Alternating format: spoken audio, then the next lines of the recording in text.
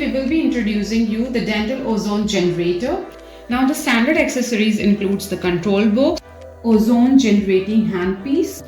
Now this is the safety rod for the patient. This is the foot pedal connected with the control. And this is switching power adapter. And these are the different probes available in the standard accessory. Now let's talk about the different probes. The first probe is the pointed probe 10 degree used for the treatments of gingivitis. Second probe is known as pointed probe 50 degree used for the treatments of gingivitis, again for gum inflammation. Third probe is a flat probe for the treatment of skin and mucous membrane. The fourth probe is called as conical probe for the treatment of alveolar therapies after tooth extraction. Now the last probe that we provide along with the accessories is a pointed probe 10 degree with a conical plastic on the tip for the root canal treatments.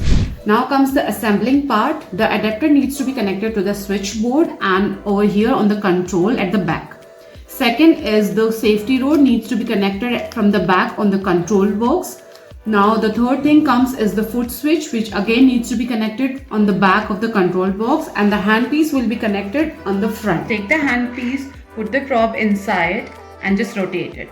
Now it is connected. Now the three things that needs to be checked before use is first is the time, second is the power, and third is the status.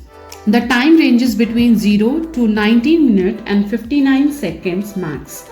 The power ranges between 0 to 15 grades, and the status will show standby if we are not using it. Whenever we are going to start it, it will show the option of curing. Now let's move to the time. If we want to change or switch the time from like 7 minutes to 59 seconds, if we want to increase it, we just have to click on the upward option. If you want to decrease this, we will click on the downward option. If you want to switch to the second option, then click enter.